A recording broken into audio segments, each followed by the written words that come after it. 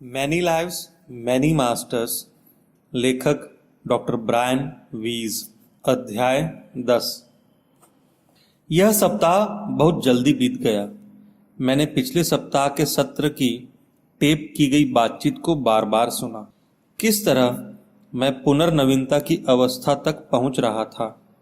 मैं स्वयं बहुत ज्ञान संपन्न नहीं हुआ था और अब देवात्मा को मेरी मदद के लिए फिर भेजा जा सकता है। लेकिन मुझे क्या करना होगा? मुझे कब हल मिलेगा? क्या मैं उस उद्देश्य के लायक हूं? मैं जानता था कि मुझे धैर्य रखना होगा, प्रतीक्षा करनी होगी। मुझे कवि देवात्मा के शब्द याद आए, संयम और समयबद्धता। जब जिसे आना होगा वह आएगा ही। समय आने पर आपको सब कुछ स्पष्ट कर दिया जाएगा, लेकिन तुम्हारे पास हमारे द्वारा पहले दिए गए ज्ञान को सुरक्षित रखने का अवसर होना चाहिए। तो मैं प्रतीक्षा करूंगा। इस सत्र के आरंभ में कैथरीन कई रातों पहले देखे गए सपने के एक अंश को बता रही थी। इस सपने में वह अपने माता पिता के घर पर रह रही थी, जहां रात के समय आग लग गई थी। वह खुद पर काबू रखे थी और घर को खाली करने में मदद कर रही थी, किंतु उसके पिता इस विकट मुश्किल में जल्दी काम करने की बजाय वक्त गंवा रहे थे। उसने ही उन्हें बाहर पहुंचाया। तब अचानक उन्हें याद आया कि वे अंदर कोई चीज भूल गए हैं और उन्होंने कैथरीन को भीषण आग में उसे लाने के लिए अंदर भेज दिया। वह चीज क्या थी उसे याद नहीं आ पाया। मैंने निश्चय किया कि अभी उस सपने के बारे में कोई व्याख्या नहीं की जाए और कुछ देर रुककर उसके सम्मोहित होने के मौके का इंतजार करने की सोची। वह जल्दी ही गहरे सम्मोहन की स्थिति में प्रवेश कर गई। मैं एक ऐसी महिला को देख रही हूँ जिसका सिर हुड से ढका है, बाल ढके हैं, पर चेहरा नहीं ढका है। फिर वह चुप हो गई। क्या तुम अभी भी उसे देख सकती हो, उस हुड को? मैं उसे खो चुकी हूं। मैं कई तरह की काली पोशाकों को देख रही हूं, सुनहरी कढ़ाई वाली कीमती काली पोशाक। मैं देख रही हूं एक इमारत जिस पर निर्माण कार्य सफेद। क्या तुम उस इमारत को पहचानती हो? नहीं। क्या यह एक बड़ी इमारत है? नहीं। इस इमारत के पीछे बर्फ से ढकी चोटी वाला एक पहाड़ है और उसकी घाटी में हरी घास है। क्या तुम इमारत के अंदर जा सकती हो? हाँ, यह एक तरह के मार्बल से बनी है, छूने में एकदम ठंडा। क्या यह किसी तरह का मंदिर या धार्मिक भवन है? मैं नहीं जानती। मेरे ख्याल से यह एक कारागार हो सकता है। कारागार? मैंने फिर से पूछा। क्या इस इमारत में लोग रहते हैं? इसके आसपास? हाँ, कुछ सिपाही। उन्होंने काली वर्दी पहनी है, कंधे पर सुनहरी पट्टी के साथ, जिसके ऊपर सुनहरे फुंदे लटक रहे हैं। हेलमेट जिसके ऊपर कुछ सुनहरे रंग का शीर्ष निकला है और कमर के आसपास लाल रंग का बेल्ट। क्या तुम्हारे आसपास सैनिक हैं? शायद 2 या 3। क्या तुम वहीं पर हो? मैं उस इमारत के अंदर तो नहीं, लेकिन पास ही हूं। चारों तरफ देखकर अपने आप को ढूंढने की कोशिश करो, मैंने कहा। वहां पहाड़ है और घास और एक सफेद इमारत। क्या वहां दूसरी इमारतें भी हैं? यदि यहां अन्य इमारतें हैं भी तो वे इस इमारत के पास नहीं हैं। मैं एक इमारत देख सकती हूं, एकदम अलग थलग, जिसके पीछे एक दीवार सी बनी हुई है। एक दीवार। क्या तुम्हें लगता है कि वह कोई किला या कारागार है या उससे मिलती जुलती कोई इमारत है? हो सकता है, किंतु यह एकदम अलग और अकेली है। यह तुम्हारे लिए इतनी महत्वपूर्ण क्यों है? कुछ समय रुककर, तुम उस शहर या देश का नाम जानती हो जहां तुम हो, जहां वे सैनिक हैं? मुझे लगता है कि मैं यूक्रेन में हूं। यूक्रेन? मैंने दोहराया। मैं उसके जीवन की विविधता से आश्चर्यचकित था। क्या तुम उस वर्ष के बारे में बता सकती हो या कोई समयावधि बता सकती हो? उसने झिझकते हुए कहा, 1717। फिर सुधार करते हुए कहा, 1758। 1758। वहां बहुत सारे सैनिक हैं जिनके पास लंबी वक्राकार तलवारें हैं। मैं उन सैनिकों का उद्देश्य नहीं जानती। तुम और क्या देख या सुन सकती हो? मैंने पूछा। मैं एक फव्वारा देख सकती हूँ जहाँ घोड़ों को पानी पिलाया जाता है। क्या सैनिक घोड़ों पर सवार है? हाँ। क्या वे सैनिक किसी अन्य नाम से जाने जाते हैं? क्या वे अपने आप को किसी विशेष नाम से बुलाते हैं? वह सुनती रही। मैं ऐसा कुछ नहीं सुन सकती। क्या तुम उनके बीच में हो? नहीं। उसके जवाब फिर से एक बच्चे के समान थे, छोटे और एक एक शब्द वाले। मुझे एक सक्रिय साक्षात्कारी के समान चौकन्ना रहना था। परंतु क्या तुम उन्हें अपने आसपास देख सकती हो? हाँ। क्या तुम उस शहर में हो? हाँ। क्या तुम वहां रहती हो? मुझे ऐसा लगता है। अच्छा, क्या तुम अपने आप को उस जगह पर ढूंढ सकती हो जहां तुम रहती हो? मैं कुछ फटे पुराने कपड़े देख पा रही हूं।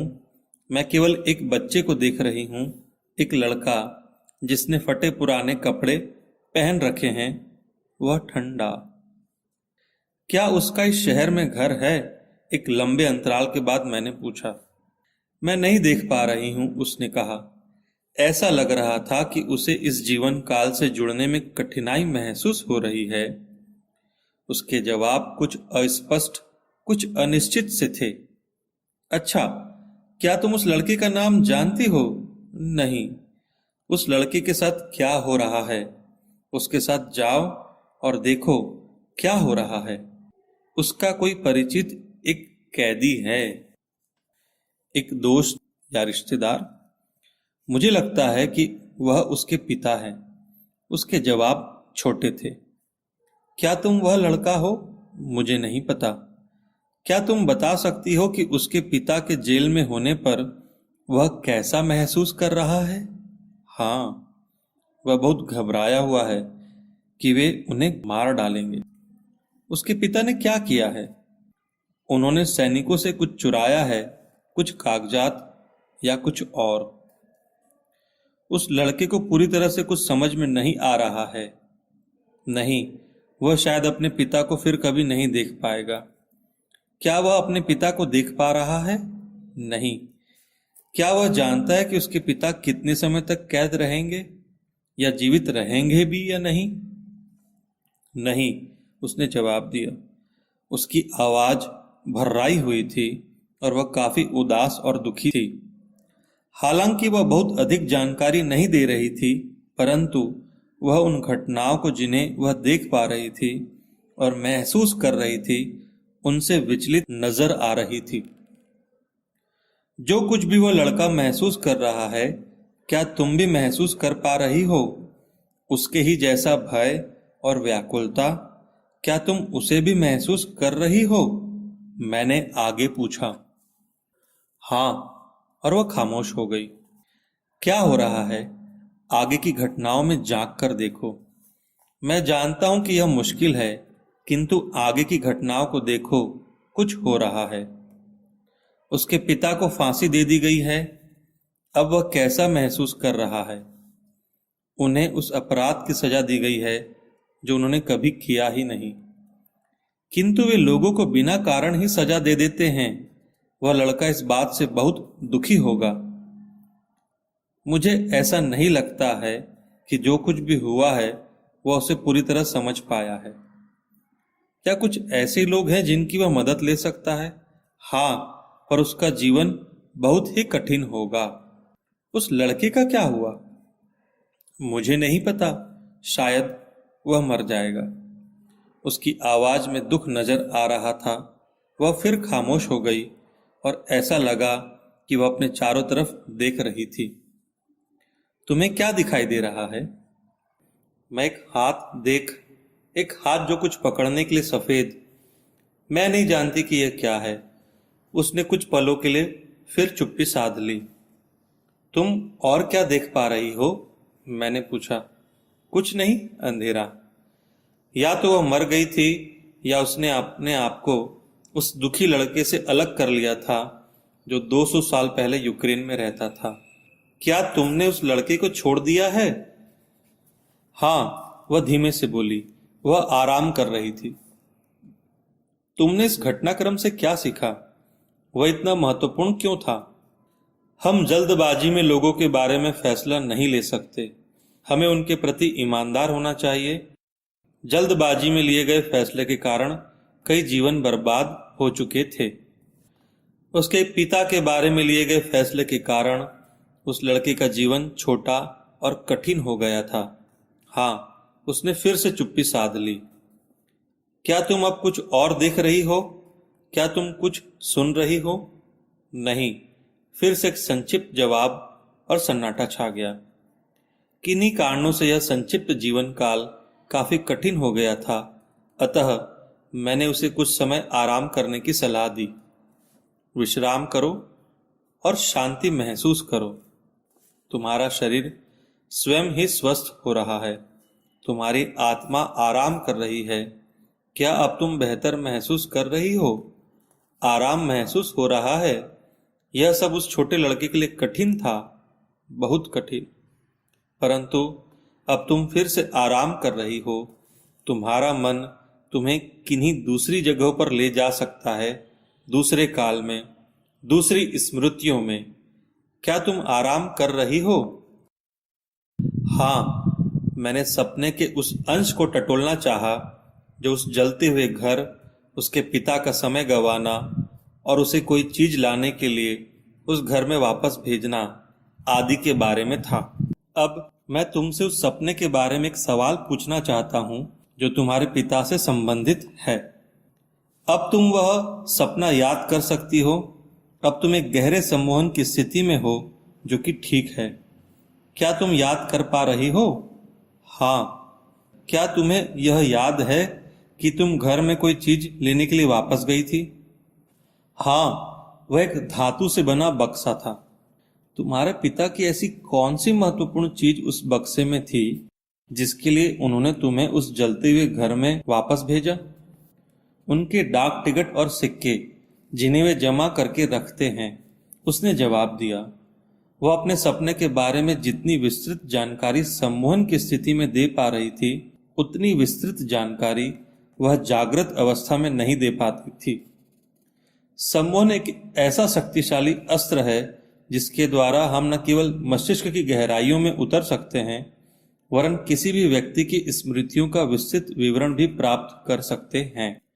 क्या तुम्हारे पिता के डाक टिकट और सिक्के उनके लिए बहुत महत्वपूर्ण थे?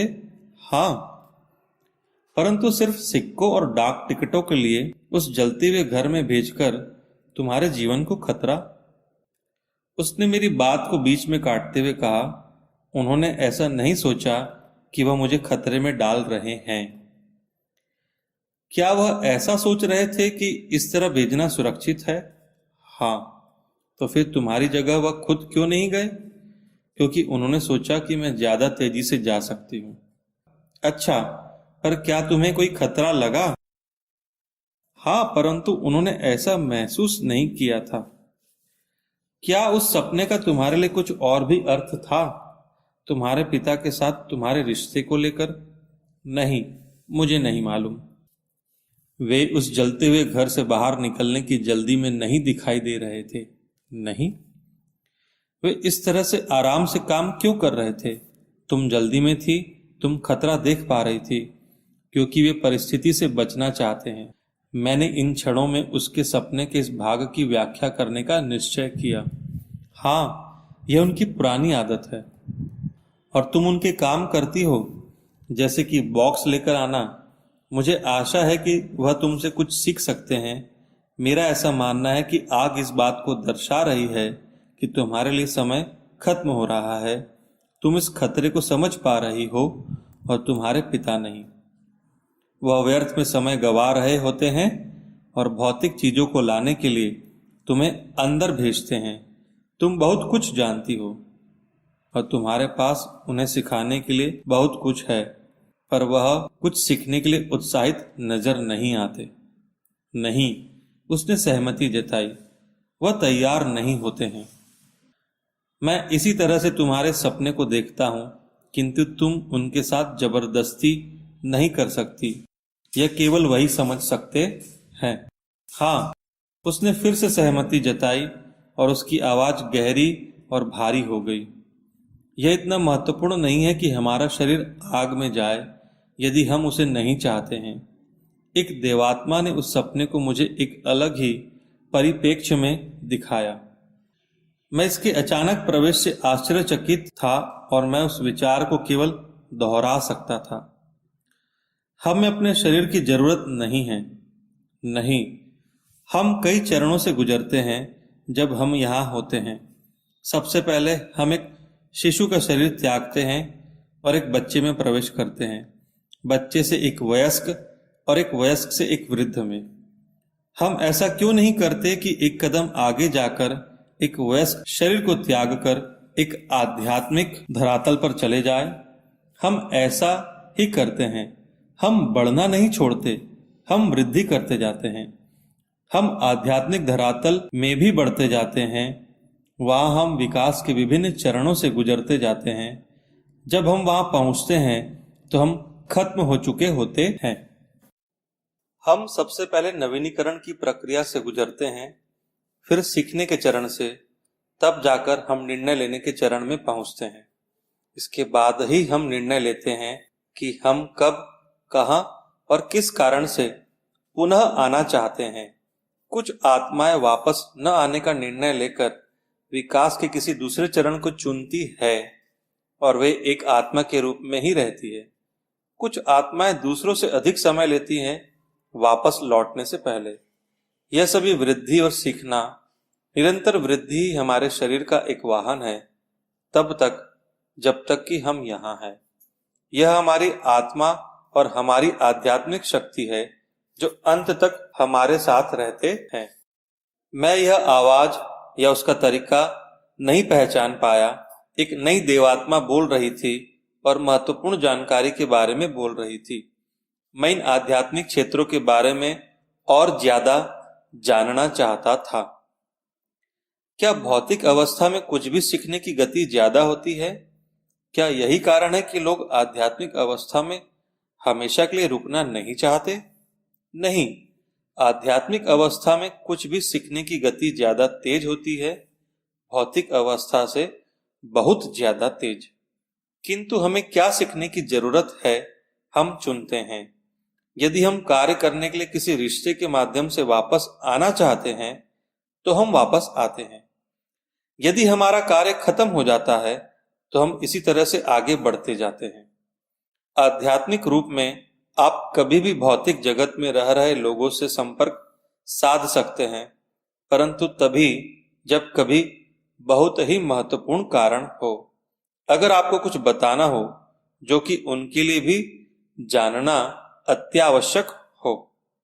तुम संपर्क कैसे बनाती हो? तुम्हारे संदेश किस तरह से आते हैं? कैथरीन के जवाब से मुझे हैरत हुई। उसकी खुसफुसाहट तेज और दृढ़ थी। कभी कभी आप उस व्यक्ति के सामने उपस्थित हो सकते हैं और वैसे ही दिख सकते हैं जैसे आप उस समय दिखते थे जब आप यहाँ थे। बाकी समय आप केवल मानसिक संबंध बनाते हैं। कभी कभी संदेश गुप्त अर्थ वाले होते हैं, पर अधिकांश समय वह व्यक्ति जानता है कि ये संदेश किस बात की ओर इशारा कर रहे हैं। यह केवल मस्तिष्क से मस्तिष्क का संबंध है जो कि वे समझ जाते हैं। मैंने कैथरीन से बात की। अभी जो भी जानकारी तुम्हें है, तुम यह सोचना, यह ज्ञान जो कि बहुत महत्वपूर्ण है, वह तुम्हें भौतिक एवं जागृत अवस्था में क्यों ज्ञात नहीं है। मैं सोचती हूँ कि वह मुझे समझ नहीं आएगा, मैं उसे समझने के लायक नहीं हूँ। तो फिर शायद मैं तुम्हें उसे समझने का तरीका बता सकता हूँ जिससे कि तुम्हें डर न लगे और तुम सीख सको। हाँ, जब तुम देवात्मा की आवाज सुनती हो तब वे कुछ इस ही तरह की बातें करते हैं जो तुम मुझे अभी बता रही थी। तुम्हें अवश्य ही इन सूचनाओं को मुझसे बांटना चाहिए। मैं इस अवस्था में उसके ज्ञान के भंडार से अचंभित था। उसने केवल हाँ कहा, और यह केवल तुम्हारे अपने दिमाग से निकलता है, पर यह ज्ञान मेरे दिमाग में उन्होंने डाला है। यह कहकर मास्टर्स को उसने इस बात का श्रेय दिया। हाँ, मैंने सहमति दी। इस अवस्था में तुम्हारे पास जो ज्ञान है वो तुम्हें किस प्रकार समझाऊं कि जागृत अवस्था में भी तुम बिना डरे उसके बारे में बात करके आगे और ज्ञान प्राप्त कर सको। आपने यह कार्य पहले ही कर दिया है, उसने धीरे से कहा। वह ठीक ही कह रही थी। उसका डर लगभग जा चुका था। जब से सम्मोहन की स्थिति में पूर्व जन्म में उसका प्रवेश होते जा रहा था, उसकी चिकित्सकीय उन्नति तेजी से होती जा रही थी। तुम्हें कौन सी बातें सीखने की आवश्यकता है? ऐसी कौन सी महत्वपूर्ण बात है जो कि तुम इस जीवन से सीख सकती हो और तुम आगे बढ़कर समृद्ध भी हो सकती हो? विश्वास, उसने जल्दी से उत्तर दिया। उसे पता था कि उसका मुख्य उद्देश्य क्या है। हाँ, मुझे विश्वास करना सीखना ही चाहिए, साथ ही लोगों पर विश्वास करना, जो मैं नहीं करती। मैं सोचती हूं कि हर कोई मेरा बुरा करने की कोशिश कर रहा है। यह सब मुझे उन लोगों से और परिस्थितियों से दूर रखता है जिनसे शायद मुझे दूर नहीं रहना चाहिए। यह सब मुझे उन लोगों के साथ रख रहा है जिन लोगों के साथ मुझे संबंध तोड़ लेना चाहिए। उसकी अंतर्दृष्टि बहुत विशाल होती थी जब वह इस परम चेतन की स्थिति में होती। वह अपनी कमजोरी और ताकत अच्छी तरह से जानती थी। उन्हें सुधारने के लिए क्या करना है, उसकी अंतर्दृष्टि का उसके जागृत मन तक पहुंचना और उसका सदुपयोग होना एक समस्या थी। उसकी परम चेतन अंतर्दृष्टि अपने आप में बहुत शक्तिशाली थी, किंतु उतनी नहीं कि उसके जीवन को बदल सके। वे कौन से व्यक्ति हैं जिनसे तुम दूर होना चाहती हो? मैंने पूछा। वह कुछ देर चुप रही, फिर बोली, मुझे बेकी से डर लगता है, मुझे स्टुअर्ट से डर लगता है। उनसे मुझे हानि हो सकती है। क्या तुम उनसे दूर हो सकती हो? यह संभव है, मैंने कहा। मेरा ऐसा मानना है। नहीं, पूरी तरह से नहीं, परंतु उनके कुछ विचारों से दूर जा सकती हूँ। हाँ, स्टुअर्ट मुझे जेल में रखने का प्रयास कर रहा है और वो सफल भी हो रहा है। वह जानता है कि मैं डरी हुई हूँ और वह यह भी जानता है कि मैं उससे दूर जाने में भी डरती हूँ, और वह इस बात को मुझे अपने साथ रखने में इस्तेमाल करता है। और बेकी, वह मेरे लोगों पर विश्वास को तोड़ना चाहती है। जब मैं अच्छा देखती हूँ वह बुरा देखती है, और वह बीज मेरे मन में डालना चाहती है। मैं लोगों पर विश्वास करना सीख रही हूँ, लोगों पर जिन पर मुझे विश्वास करना चाहिए, परंतु वह मुझे उनके प्रति संदेह से भर देती है, और यह उसकी समस्या है। मैं उससे छुटकारा पा नहीं सकती। अपनी परम चैतन्य अवस्था में कैथरीन दोनों बेकी व स्टुअर्ट की चारित्रिक कमजोरियों को ठीक ठीक बता सकती थी। सम्मोहित कैथरीन एक अच्छी मनोविज्ञानी, सहानुभूतिपूर्ण व बिना गलती के अंतर्ज्ञान संपन्न थी। जागृत कैथरीन में ये गुण नहीं होते थे। ये मेरा काम था कि मैं इस खाई को पाट दूं। उसके नाटकीय रूप से चिकित्सकीय सुधार का अर्थ ही था कि कुछ रीस रहा है। मैंने पुल बांधने की कोशिश की। आप किस पर विश्वास कर सकती है? मैंने पूछा। इसके बारे में विचार करें। वे कौन लोग हैं जिन पर आप विश्वास कर सकती है, उनसे सीख सकती है, उनके करीब जा सकती है? वे कौन हैं? मैं आप पर विश्वास कर सकती हूँ, वह फुसफुसाई। मैं जानता था कि उसे अपने दिन प्रतिदिन के जीवन में से लोगों पर अधिक विश्वास करना चाहिए। हाँ, आप कर सकती हैं। आप मेरे करीब हैं, परंतु आपको और लोगों के करीब होना चाहिए जो आपके जीवन से जुड़े हैं, जो आपके जीवन में आपके साथ साथ मुझसे अधिक समय तक रह सकते हैं। मैं उसको पूर्ण और स्वतंत्र बनाना चाहता था, न कि मुझ पर निर्भर। मैं अपनी बहन पर विश्वास कर सकती हूँ। मैं दूसरों को नहीं जानती। मैं कुछ सीमा तक स्टुअर्ट पर विश्वास कर सकती थी। वह मेरी चिंता करता है, परंतु वह भ्रमित है। अपने भ्रम में वह मेरा अनजाने में नुकसान कर रहा है। हाँ, यह सत्य है। क्या कोई और है जिस पर तुम विश्वास कर सको? मैं रॉबर्ट पर विश्वास कर सकती हूँ, उसने जवाब दिया। वह अस्पताल में चिकित्सक था। वे दोनों अच्छे दोस्त थे। हाँ, शायद भविष्य में और भी मिले। हाँ, उसने माना। भविष्य ज्ञान का विचार आकर्षक, कौतूहल पैदा करने वाला था। वह भूतकाल के प्रति बिल्कुल सटीक थी। उसने देवात्माओं द्वारा गुप्त तथ्य विशेष रूप से जान लिए। क्या वो भविष्य के तथ्यों को भी जान सकती थी? यदि ऐसा है, जो क्या हम भविष्य ज्ञान बांट सकते हैं? हजारों प्रश्न मेरे दिमाग में फूट पड़े। जब आप परम चैतन्य से जुड़ते हैं, जैसे कि अभी, और इस तरह का ज्ञान प्राप्त कर लेते हो, तो क्या आप आत्मिक जगत में भी क्षमताएं विकसित कर सकती हैं? क्या भविष्य दर्शन संभव है? हमने अतीत पर बहुत कार्य किया है, यह संभव है, वह मान गई। परंतु मैं भी कुछ भी नहीं देख सकती। क्या तुम बिना डर के ऐसा कर सकती हो? क्या तुम भविष्य में जाकर ऐसी जानकारी प्राप्त कर सकती हो जो तुम्हारे लिए डरावनी ना हो? क्या तुम भविष्य देख सकती हो? उसने तुरंत उत्तर दिया, मैं ऐसा कुछ नहीं देख सकती। वे इस बात की अनुमति नहीं देंगे। मैं समझ गया कि वह देवात्माओं के बारे में बात कर रही थी। क्या वे तुम्हारे आसपास हैं? हाँ। क्या वे तुमसे बात कर रहे हैं? नहीं, वे हर चीज की निगरानी करते हैं।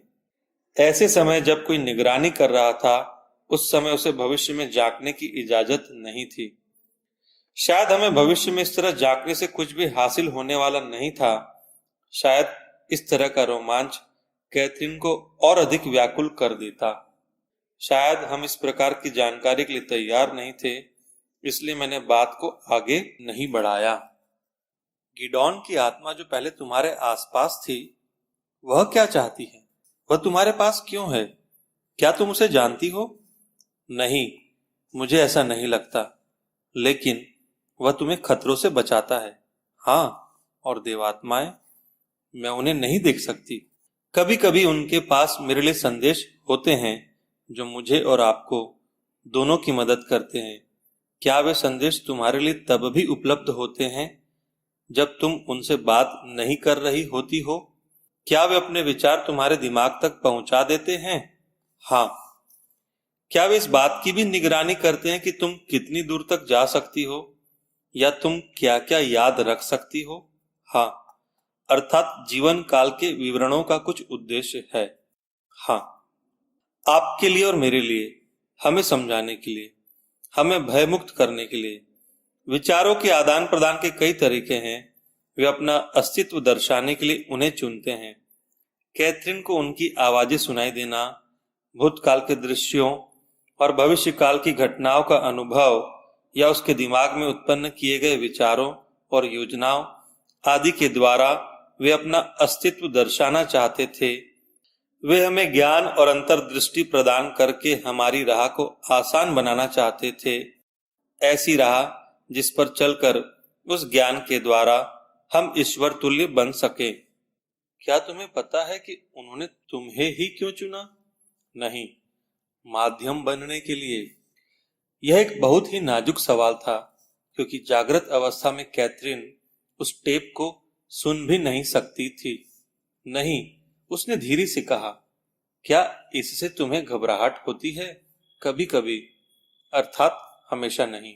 हाँ, इसका अर्थ है कि हमें निश्चिंत हो जाना चाहिए कि हम अनंत हैं और हमें मृत्यु का भय छोड़ देना चाहिए। हाँ, उसने सहमति दी और कहा कि मुझे लोगों पर विश्वास करना सीखना चाहिए। जब मुझे कोई ज्ञानी व्यक्ति कुछ बताता है, तो मुझे उस पर विश्वास करना सीखना चाहिए। मैंने कहा, निश्चित ही कुछ लोगों पर भरोसा नहीं किया जा सकता। हाँ, लेकिन मैं समझ नहीं पा रही हूँ, और ऐसे लोग जिन्हें मैं जानती हूँ, जिन पर मुझे विश्वास करना चाहिए, किंतु मैं ऐसा नहीं करके अपनी इन्हीं भावनाओं के विरुद्ध खुद से लड़ाई करती हूँ, और फिर मैं किसी पर भी विश्वास नहीं करना चाहती हूँ। वह खामोश हो गई और मैंने उसकी अंतर्दृष्टि की पुनः प्रशंसा की। पिछली बार हमने उस समय के बारे में बात की थी जब तुम एक बच्ची थी और एक घोड़े के साथ बगीचे में घूम रही थी। क्या तुम्हें याद है तुम्हारी बहन की शादी? हाँ, थोड़ा बहुत। क्या उस समय के बारे में हम और कुछ जान सकते हैं? हाँ। क्या पिछले समय में जाकर कुछ छानबीन करने से हमें कुछ और ज्यादा जानकारी प्राप्त होगी? नहीं, उस समय की स्मृतियां वापस नहीं आएगी। एक जीवन काल से हम बहुत ज्यादा ज्ञान प्राप्त कर सकते हैं, इसलिए हमें अपनी छानबीन जारी रखनी चाहिए, लेकिन वे स्मृतियां अभी वापस नहीं आ सकती। अतः मैंने उसके और उसके पिता के बिगड़े रिश्तों के बारे में बात करने का विचार किया। इस जीवन काल में तुम्हारे पिता से तुम्हारे रिश्तों ने गहरी छाप छोड़ी है। उसने केवल हाँ किया। इस रिश्ते के बारे में हम गहराई से छानबीन कर सकते हैं और तुम इस छानबीन से बहुत कुछ सीख सकती हो। तुम अपने इस रिश्ते की यूक्रेन के उस बच्चे से तुलना करो जिसने अपने पिता को जल्दी ही खो दिया था।